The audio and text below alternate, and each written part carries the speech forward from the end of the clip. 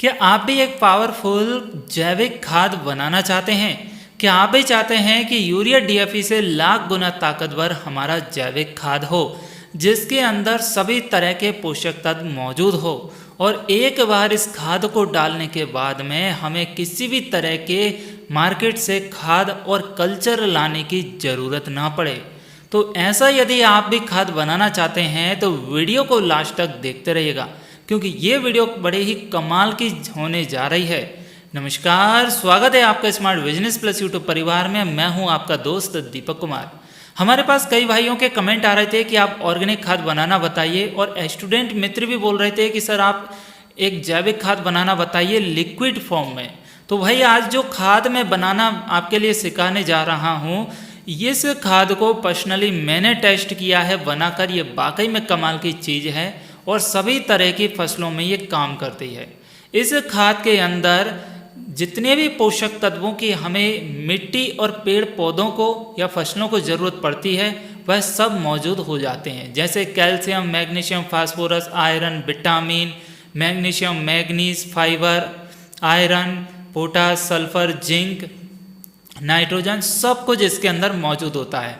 बस इसके लिए प्रॉपर बनाना आना चाहिए और इस्तेमाल करना आना चाहिए। यदि आप भी सीखना चाहते हैं तो जल्द से जल्द वीडियो के कमेंट बॉक्स में एक बार कमेंट कर दीजिए कि आप हमारे वीडियो को कहां से देख रहे हैं और आप किस तरह की जानकारी हमसे प्राप्त करना चाहते हैं। तो चलिए आप जल्द से जल्द एक पेन और पेपर रख लीजिए, और स्टूडेंट मित्र हमारे पहले की तरह कॉपी पेन रख लीजिए। अपने नोट्स को, जो हम सामग्री बता रहे हैं उसको आप लिखिए, फिर इसकी विधि बताएंगे, फिर इसका इस्तेमाल करना बताएंगे और इसके फ़ायदे क्या है वह भी आपके साथ शेयर करेंगे। तो जो सामग्री है हम तैयार करेंगे एक 100 लीटर की टंकी में। जो 100 लीटर का एक बैरल रहता है उसमें हम तैयार करेंगे, ठीक इस प्रकार के में। आप चाहें तो 200 लीटर में कर सकते हैं, ये 100-200 लीटर दोनों में आता है। तो हम 100 लीटर की सामग्री आपके लिए बता रहे हैं। तो आप इस टंकी में लगभग 90 लीटर पानी डाल दीजिए। अब 90 लीटर पानी में 10 केजी देसी गाय का गोबर डाल दीजिए, ताज़ा वाला। कितना डालना है? 10 केजी देसी गाय का ताज़ा गोबर डाल देना है। अब कुछ मित्र हमारे ये कहेंगे कि हमारे पास देसी गाय नहीं है, भैंस है, उसका डाल दें क्या? कोई बोलेगा बैल है उसका डाल दें, किसी के पास पाड़ा है तो वो डाल दें क्या? तो भाई देखिए, सबसे पहले तो कोशिश ये करनी है देसी गाय का गोबर हो। यदि आपके पास ना है तो पड़ोसी के पास होगी, उनसे लेकर आइए। यदि फिर भी जुगाड़ नहीं हो रही है तो भैंस का डाल दीजिए, बैल का डाल दीजिए, और फिर भी जुगाड़ नहीं हो रही है कि अब कुछ ऑप्शन ही नहीं बचा है तो फिर जर्सी गाय का डाल दीजिए। कितना डालना है? 10 केजी। फिर आपके लिए 10 लीटर देसी गाय का गौमूत्र डालना है। तो इसमें भी वही कंडीशन अप्लाई होती है। सबसे पहले देसी गाय का लीजिए, देसी गाय का नहीं मिलती है तो बैल या भैंस का लीजिए, इनका भी नहीं मिलता है तो तीसरे नंबर पर लास्ट ऑप्शन कुछ नहीं है तो जर्सी गाय का गौमूत्र डाल दीजिए 10 लीटर। और पिछले वीडियो में कुछ मित्रों के ये कमेंट आ रहे थे, किसान भाइयों के, कि गौमूत्र हमारे पास 6-7 महीने पुराना है, ये खराब तो नहीं हुआ होगा। तो मैं आपके लिए बता दूं कि गौमूत्र जो है इसकी एक्सपायरी डेट कभी भी नहीं है, ये अनलिमिटेड चलता है। ये 2 साल, 10 साल, 20 साल पुराना भी हो तो भी काम करेगा, और जितना ज़्यादा पुराना होता जाएगा उतना ही ये पावरफुल होता जाएगा। इसके अंदर जो मित्र बैक्टीरिया है वह बढ़ता ही जाएगा और इसके अंदर शत्रु बैक्टीरिया कभी पनपता ही नहीं है। ये इसकी क्वालिटी है। तो ये जो गौमूत्र है इससे कई तरह की आयुर्वेदिक औषधियाँ भी बनाई जाती है और मार्केट में काफ़ी अच्छी प्राइस पर ये सेल भी होता है। तो आपके लिए यदि घर पर नहीं मिलता है तो पंसारी की दुकान से भी आप परचेज कर सकते हैं। तो ये हो गया हमारा कितना? 10 केजी देसी गाय का गोबर, 10 लीटर देसी गाय का गौमूत्र। अब इसी में आपके लिए 5 केजी सहजन की पत्तियां डालनी है। कैसी पत्तियां? ये पत्तियां। और इसी में 5 केजी आपके लिए डालनी है नीम की पत्तियां। इन दोनों पत्तियों को लीजिए, किसी भी कपड़े में डालकर पैक करके अच्छे से डंडे से कूट लीजिए। जब लगे कि इसकी चटनी बनने वाली है और रस निकलने वाला है तो इसको उठाकर इस पानी में डाल दीजिए, सॉल्यूशन में, टंकी वाले में। ठीक। फिर इसी में 1 केजी हल्दी पाउडर डाल दीजिए। यदि आपके पास कच्ची हल्दी है, कच्ची हल्दी जिसको उबाला ना गया हो, तो उस हल्दी को बढ़िया कूटिए। कूटने के बाद में जब चटनी बन जाए, खल्लड़ में चटनी बना लीजिए और बनने के बाद में इसमें डाल दीजिए। अब यहाँ पर दो बातें निकल कर आती है कि यदि आपके पास एक तरफ तो सूखा पाउडर है हल्दी का और दूसरी तरफ कच्ची हल्दी की गांठें हैं, तो इसमें से बेस्ट क्या रहेगा? इसमें से बेस्ट रहेगी कच्ची हल्दी की गांठें। ये मिल जाए तो ये डालिए, ये नहीं है तो फिर आप हल्दी पाउडर डालिए। फिर इसी में डाल देना है आपके लिए 2 केजी गुड़। गुड़ कैसा? एकदम ब्लैक कलर का, काले कलर का गुड़ डालना है। मार्केट में अभी बरसात का सीजन चल रहा है तो बहुत से ऐसे गुड़ आ रहे हैं जो एकदम रेल रहे हैं, जिनको कोई खरीदने वाला नहीं है। आप उसको खरीद कर लेकर आइए, वो A1 क्वालिटी का गुड़ है। तो उस गुड़ को लेकर आइए और इसको डालिए। और खाने में भी जो ब्लैक कलर का गुड़ आता है उसको इस्तेमाल करिए। जो भूरे कलर का गुड़ आता है एकदम चमकदार, जो देखने में बहुत सुंदर लगता है, उस गुड़ में केमिकल मिला होता है। जब आप गुड़ बनाने वाली फैक्ट्रियों पर या भट्टियों पर जाकर देखेंगे तो गन्ने के रस से जो गुड़ बनता है तो वो सबसे पहले ब्लैक कलर में ही तैयार होता है, जो कत्थई कलर में होता है, ब्राउन कलर में। तो ये काला होता है। और आजकल स्टैंडर्ड बना हुआ है, काली चीज़ कम बिकती है, गोरी चीज़ ज़्यादा बिकती है। फिर चाहे इंसान हो, फिर चाहे या खाने पीने की चीज़ हो। अब इंसान नहीं बिकता। इंसान से मतलब ये है कि जो व्यक्ति देखने में सुंदर है उसके मित्र अच्छे रहेंगे, उसकी सोसाइटी में अच्छी वो रहेगी। और जो एकदम सांवला है, काला है, उससे कोई बात करना पसंद नहीं करता। ठीक उसी प्रकार काला गुड़ जो है उसको कोई खाना पसंद नहीं करता, जबकि वो बिना केमिकल का आता है मार्केट के अंदर। और जो भूरे कलर का केमिकल वाला गुड़ है वो धड़ल्ले से बिक जाता है। तो आपके लिए इसमें वही गुड़ इस्तेमाल करना है जो केमिकल फ्री है या ब्लैक कलर का है। नहीं मिलता है तो भूरे कलर का गुड़ लेकर आइए, मार्केट में सब जगह अवेलेबल है। तो ये हमारी सामग्री हो गई। इस सामग्री को आपने अच्छे से देख लिया और बढ़िया इसमें 90 लीटर जो पानी डाला था उसमें अपने डाल दिया। जो 100 लीटर की टंकी है 100 लीटर की, उसमें 90 लीटर पानी ले लीजिए, फिर ये डाल दीजिए। इसके बाद में टंकी खाली रहती है तो और डाल दीजिए। 100 लीटर तक आप इसमें कर सकते हैं।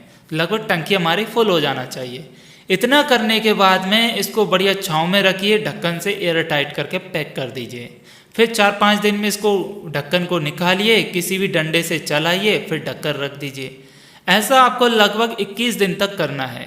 7-7 दिन की ये 3 साइकिल इसके अंदर रोटेट होगी। इसके अंदर जो बैक्टीरिया है वो 7 दिन में पनपेगा। 8वें दिन से 15 दिन के अंदर जो भी मटेरियल है उसको खाना चालू करेगा। और 16 दिन से 21 दिन के बीच में उसने जो भी मटेरियल खाया है उसके जो भी पोषक तत्व हैं वह निकालना चालू कर देगा। तो 21 दिन के अंदर इस सॉल्यूशन के अंदर दुनिया के जितने भी माइक्रो न्यूट्रिएंट है, पोषक तत्व हैं, वह सब इसमें मौजूद हो जाएंगे। ठीक, जब ये 21 दिन का पूरी तरीके से साइकिल कंप्लीट हो जाए तो आप देखेंगे कि इसके ऊपर एक परत बन गई है जिसे हम फंगस भी बोलते हैं, जिसे हम किजोई भी काई के नाम से भी जानते हैं। कोई किजोई बोलता है, कोई काई बोलता है। तो काई टाइप की जम जाएगी या झाग टाइप का बन जाएगा। तो समझ लीजिए कि आपका ये सॉल्यूशन बनकर अच्छे से तैयार हो गया है। अब इसके अंदर जो बैक्टीरिया है वो हम आंखों से तो देख नहीं सकते, उसके लिए तो हमें कोई सूक्ष्मदर्शी लेंस चाहिए। तो जो बैक्टीरिया है उसकी यदि पहचान करनी है तो इसके ऊपर जो काई जमी हुई है, इसके ऊपर जो झाग बना हुआ है या फंगस आ गई है, वही बैक्टीरिया है। तो जो बैक्टीरिया ज़्यादा हो गया तो ऊपर जमना चालू कर दिया उसने, पानी में फुल हो गया तो फिर ऊपर जमना चालू कर दिया। तो ये हमारा मित्र बैक्टीरिया है, ये कोई नुकसानदायक चीज़ नहीं है। इसका कलर भी तूतिया कलर का हो जाएगा, ग्रीन कलर में या नीले कलर में कन्वर्ट हो जाएगा। फिर इसमें धीमी धीमी स्मेल आने लगेगी थोड़ी थोड़ी। तो आप समझ जाइए कि हमारा सॉल्यूशन खाद बनकर तैयार हो चुका है। अब 21 दिन बाद आप क्या करेंगे कि इसको कम से कम 2 से 3 बार किसी कपड़े से छान लेंगे, ताकि जो हमने गोबर इसमें डाला था, और छानने से पहले एक बार अच्छे से हिला लेना है, इसको डंडे से चला लेना है, तो बैक्टीरिया ऊपर का नीचे, नीचे का ऊपर पूरी अच्छे से मिक्स हो जाए। फिर इसको 2 से 3 बार छान लेना है, ताकि जो गोबर और चटनी हमने डाली थी वो पानी के माध्यम से हमारे सॉल्यूशन में ना आए। तो 2 से 3 बार आप इसको छान लेंगे तो ये हमारा सॉल्यूशन बनकर तैयार हो चुका है और बहुत ही ज़बरदस्त तरीके से ये काम करेगा। अब मैं आपको बताता हूँ कि इसको डालना कैसे है। तो खेत में आप इसका स्प्रे करेंगे। स्प्रे किससे करेंगे? आपके पास 2 ऑप्शन है। जो ड्रिप और मल्चिंग का इस्तेमाल कर रहे हैं तो वह तो पानी के साथ चला देंगे, और जो डायरेक्ट खुले में खेतों में इस्तेमाल कर रहे हैं तो वह जो स्प्रे मशीन दिया हुआ है 15 लीटर या 20 लीटर 25 लीटर 30 लीटर जो भी है आपके पास, उससे स्प्रे करना है। स्प्रे कैसे करना है कि 99% तो कोशिश ये करना है कि हमें मिट्टी पे ज़्यादा डालना है। इसके लिए मिट्टी पे डालेंगे तो मिट्टी की उर्वरक क्षमता बढ़ेगी, मिट्टी को जिन पोषक तत्वों की ज़रूरत है उसकी पूर्ति होगी, और फिर पौधे को जिन पोषक तत्वों की ज़रूरत है वह मिट्टी से उठा लेगा, तो ये काम करेगा। अब यदि आप इसका स्प्रे कर रहे हैं तो फसल के ऊपर भी स्प्रे कर सकते हैं, तो फसलों में प्रकाश संश्लेषण की क्रिया भी बढ़ जाएगी, जिसे हम फोटोसिंथेसिस बोलते हैं। तो फसलों पे ऊपर से डालेंगे तो ये नुकसान नहीं करता है। तो ये इसके 2 फायदे हो गए। तो ये स्प्रे करना है। अब स्प्रे कितना करना है? जो 15 लीटर की मशीन है हमारी स्प्रे वाली, उसमें 2 लीटर आपके लिए सॉल्यूशन लेना है, बाकी का 13 लीटर पानी डालकर स्प्रे कर देना है। 20 लीटर की है तो 2.25 लीटर, 25 लीटर की है तो 2.5 लीटर ये सॉल्यूशन लीजिए, बाकी का पानी डालकर स्प्रे कर दीजिए। बढ़िया फसल को भी तरबतर कर दीजिए और ज़मीन को भी कर दीजिए। अब मिट्टी और हमारे पौधे को या फसल को जिस पोषक तत्व की ज़रूरत है या जिस माइक्रो न्यूट्रिएंट की कमी है उसकी पूर्ति यहाँ से हो जाएगी। अब आप कहेंगे कि इस खाद के अंदर क्या क्या मौजूद होता है, तो वही देखिए, नोट कर लीजिएगा।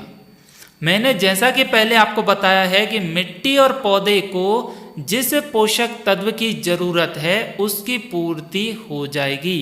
फिलहाल मैं जानकारी के लिए मैं बता दूं आपके लिए कि इस सॉल्यूशन खाद से हमारे लिए nitrogen, phosphorus, potassium, sulphur, magnesium, manganese, iron, calcium, फिर इसके बाद में क्या आता है, फाइबर, ये पोषक तत्व मिल जाएंगे। पोटास मिल जाएगी, सल्फर मिल जाएगी, ऑक्सीजन भी मिल जाएगी। ऑक्सीजन कैसे मिलेगी? पौधे को या मिट्टी को सब कुछ मिल गया तो वह ऑक्सीजन का संचार आसानी से हो जाएगी।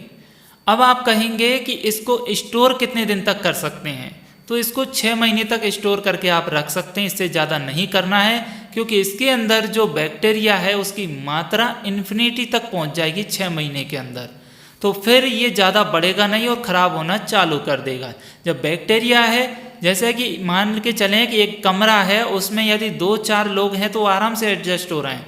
उसी के एक ही कमरे के अंदर यदि 20 से 50 लोग भर दिए जाएं तो फिर बताइए उसमें से कहाँ जगह रहेगी? तो वो बीमार होंगे या फिर उनकी हालत ख़राब होगी, तो नुकसान होगा ना सेहत के लिए। ठीक उसी प्रकार इस टंकी के अंदर इन्फिनिटी तक 99 की पावर 99 तक ये इन्फिनिटी तक ये बैक्टीरिया पहुंच जाएगा, तो फिर ये ख़राब होने लगेगा 6 महीने के अंदर। 6 महीने के बाद तो आप 6 महीने के अंदर इसको ख़त्म कर दीजिए। चाहे ड्रिप के माध्यम से चलाइए, चाहे स्प्रे कीजिए या स्प्रिंकलर में डालिए, या फिर आप इसको स्प्रे कीजिए। जैसा भी आपको उचित लगे अपनी सुविधा अनुसार करिए, क्योंकि हमने इसको छनवा दिया है तो आपका ये नोजल चौक नहीं होगी मशीनों की। अब आप ये कहेंगे कि इसका क्या क्या फ़ायदे होंगे, तो फ़ायदा ये होगा इससे कि सबसे पहले तो मिट्टी की गुणवत्ता सुधरेगी, मिट्टी का पीएच लेवल मेंटेन रहेगा। मिट्टी यदि हमारी बंजर हो गई है और जिसमें किसी भी तरह के पौधे या सब्जियां नहीं ग्रो हो पा रही है या फल नहीं दे पा रही है, तो वह फिर से सुचारू रूप से अपना काम करना चालू कर देगी और आपको उसमें सब्जियां, फल, फ्रूट, फूल आना मिलना अच्छे से चालू हो जाएंगे। फिर जो मिट्टी एकदम खारी है, कई राज्यों में तो मिट्टी इतनी खारी है वहाँ पर जंगली पौधे भी ग्रो कर पाना मुश्किल है। यदि वहाँ पर इस सॉल्यूशन का मिट्टी में चलाया जाए हर 8 से 15 दिन के अंदर, तो आप यकीन नहीं मानेंगे 2.5 से 3 साल के अंदर ही उस मिट्टी को फिर से उपजाऊ बनाया जा सकता है और उस मिट्टी का पीएच लेवल 5 और 7 के बीच में आराम से मेंटेन हो जाएगा। फिर चाहे उस मिट्टी के अंदर हम जंगली पौधे उगाएं, फसलें करें, फूल वाली फसलें करें या फिर कोई फल वाली फसलें करें तो आराम से ग्रो हो जाएगी और अच्छी उपज भी मिलेगी। लेकिन उसमें समय लगेगा खारी वाली मिट्टी के अंदर, क्योंकि ये मिट्टी के पीएच लेवल को सुधारेगी। अम्लीय तो क्षारीय करेगी, ज़्यादा क्षारीय तो अम्लीय कर देगी। ये बैलेंस बना के चलती है सॉल्यूशन खाद। फिर पौधे में क्या फ़ायदे होंगे? तो पौधा जो हमारा पीला पड़ रहा है तो वह ग्रीन कलर में बदलना चालू कर देगा। पौधा या फसल में फुटाव नहीं दिख रहा है तो फुटाव चालू हो जाएगा। फसल यदि हमारी वहीं एक ही जगह कुकड़ मुकड़ हो रही है, ग्रोथ नहीं कर पा रही है, तो ग्रोथ करना चालू कर देगी। फलों की साइज काफ़ी अच्छी इंक्रीज हो जाएगी, जैसे कि उसकी क्वालिटी है वैसी हो जाएगी। पौधे की साइज काफ़ी अच्छे से बढ़ेगी, पौधे की जड़ें काफ़ी अच्छे से फैलेगी, मजबूत होगी, जिससे कि पौधा फल देने में सक्षम होगा और पौधे की लाइफ बढ़ जाएगी। जो फसल हमारी 2 महीने चलती है, जैसे बैगन, टमाटर, मिर्ची हमारी 3 से 4 महीने चलती है, यदि आप इस खाद का इस्तेमाल करेंगे तो लगभग 1 से 1.5 महीना, 2 महीने भी आपको एक्स्ट्रा वह फल देना चालू रहेगी। ये इसका फ़ायदा दिखाई देगा। एक प्रकार से आपकी फसल के अंदर क्रांति आ जाएगी। और ये रिजल्ट कब दिखाई देगा? पहले डोज में कम दिखाई देगा। यदि आपने शुरुआती पहली स्टेज में फसल लगाई है और जब 15 से 20 दिन के बाद जो स्प्रे कर रहे हैं, उस स्प्रे को कर रहे हैं, तो आपको पहले स्प्रे में ही रिजल्ट मिल जाएगा। यदि फसल बड़ी हो गई है तो दूसरे स्प्रे में रिजल्ट मिलेगा आपके लिए। एक बात और ये ध्यान देना है कि फसल 15 से 20 दिन की है तो फिर 2 लीटर नहीं 1 लीटर ही इस्तेमाल में लेना है, क्योंकि इसके अंदर गौमूत्र है और गौमूत्र फसलों को जला देता है यदि ज़्यादा मात्रा में डाला जाए तो। ये सिर्फ बैक्टीरिया नाशक है, फंगस नाशक है और कीटनाशक है, तो यहाँ पर आपको थोड़ा ध्यान देना है। इसको डालने के बाद में एक और हमने रिजल्ट ये देखा था कि हमारी फसलों में रोग नहीं लगते थे, हमारी फसलों में वायरस नहीं आते, हमारी फसलों में कीट नहीं आते इसके इस्तेमाल करने के बाद में। तो मार्केट से जितना भी हम इंसेक्टिसाइड लाते हैं वो पैसा भी हमारा बच जाता है। 10 में से 1% इंसेक्टिसाइड का इस्तेमाल करते हैं, 9% तो इंसेक्टिसाइड की ज़रूरत ही नहीं पड़ती, फंगस लगती नहीं और तना गलन, फल सड़न, जड़ सड़न ऐसी समस्या देखने को नहीं मिलती और फसल पूर्ण रूप से स्वस्थ होकर अच्छी उपज देती है, लंबे समय तक चलती है और सबसे एक और बड़ी बात कि जहर मुक्त उपज हमारे लिए मिलती है। तो हम दावे के साथ कह सकते हैं मार्केट में सीना तान कर कि हमने जहर मुक्त खेती की है, हम जहर मुक्त सब्जियां खाते हैं और आपके लिए जहर मुक्त सब्जियां खिलाते हैं। तो मार्केट में हमारी फसल महंगे दामों पे बिकती है। कुछ लोग बोलते हैं किसान भाई कि हमारी फसल ऑर्गेनिक है लेकिन महंगे दामों पे नहीं बिक रही। चिंता मत कीजिए, महंगे दामों पे नहीं बिक रही कोई बात नहीं। एक उदाहरण पहले दिया था, फिर से बता रहा हूँ। यदि मान लीजिए कि आपने 2 लाख की फसल बेची जिसमें 20,000 रुपये का आपने खाद और इंसेक्टिसाइड का खर्च किया, तो 2 लाख के प्रॉफिट में से 20,000 रुपये ये कम कर दीजिए, तो कितना फ़ायदा हुआ आपको? 1,80,000 का। वहीं पर यदि आपने जैविक खेती की या जहर मुक्त खेती कर ली तो सबसे पहले तो 20,000 रुपये जो खाद और इंसेक्टिसाइड के लगने थे वो बचा लिए। अब 2 लाख की आपने फसल बेच दी, जितने रासायनिक बेची थी वैसी ही आपकी ये ऑर्गेनिक फसल बिक गई, तो 2 लाख की फसल बिक गई, लेकिन इसमें हमारा इन्वेस्टमेंट कुछ नहीं हुआ, जबकि 20,000 रुपये हमने बचा लिए। तो 2 लाख में 20,000 और प्लस कीजिए, कितना हो गया? 2,20,000, तो हुआ ना प्रॉफिट। इधर यदि रासायनिक खेती कर रहे हैं तो 1,80,000 रुपये और जैविक खेती कर रहे हैं तो 2,20,000 रुपये, लगभग 40,000 रुपये का डिफरेंस आया। तो इसे आप अपना प्रॉफिट समझिए, मुनाफा समझिए या ऊंचे दामों में बिकने वाली फसल को समझिए। आपको जिस प्रकार संतुष्टि करनी है कर सकते हैं, लेकिन ये प्रॉफिटेबल वाला बिजनेस है। कमाल की जानकारी है कि नहीं, एक बार मुझे कमेंट कीजिएगा। अब जिन लोगों को ये जानकारी समझ में आ गई है उनसे निवेदन करता हूँ कि इसे आगे शेयर जरूर कीजिएगा, ताकि अन्य किसान भाई बहनों की और स्टूडेंट मित्रों की हेल्प हो सके, ताकि वह भी जहर मुक्त खेती कर सके और अपनी लागत को कम कर सके। आज हमारे भारत देश के अंदर कई ऐसे गरीब किसान हैं जो कि मार्केट से खाद और दवाई लाने में भी सक्षम नहीं है, जिस वजह से उनकी फसल नष्ट हो जाती है। और यदि जैसे तैसे कर्ज करके वह ये रासायनिक उत्पाद लेकर भी आ जाएं और फसलों में डाल दें तो जब लास्ट में फसल बिकती है तो उनका हाथों में कुछ नहीं होता, दोनों हाथ खाली के खाली रहते हैं, क्योंकि मार्केट से जो कर्जा किया है वो फसल बेचकर उधर दे देते हैं, लास्ट टाइम में कुछ नहीं मिलता है। तो बड़ा दुख होता है ऐसे लोगों को, किसान भाइयों को देखकर कि यदि हम उनकी मदद कर पाएँ तो बड़े बताइए कितना बड़ा काम हो गया ये। और इस सहयोग में आप भी भागीदार हैं। यदि आप इसे सोशल मीडिया पर या अपने मित्रों के साथ, किसान भाइयों के साथ शेयर करेंगे तो वह भी इसे देखकर जागरूक होंगे और अपनी खुद से खाद तैयार कर कर जीरो इन्वेस्टमेंट में अपनी फसल को तैयार कर पाएंगे। और आप कमेंट जरूर कीजिएगा कि कहाँ से हमारी वीडियो देख रहे हैं, किस तरह की जानकारी आपको चाहिए। और ऐसी ही वीडियो देखने के लिए सब्सक्राइब कीजिएगा हमारे यूट्यूब चैनल को, प्रेस कीजिएगा बेल आइकन को, साथ में लाइक ज़रूर कर दीजिएगा, हमारा कॉन्फिडेंस और बिल्ड होता है। मिलते हैं अगली वीडियो में ऐसी ही जानकारी लेकर, तब तक के लिए अपना ख्याल रखिए। जय हिंद, जय भारत, वंदे मातरम, जय जवान, जय किसान, नमस्कार।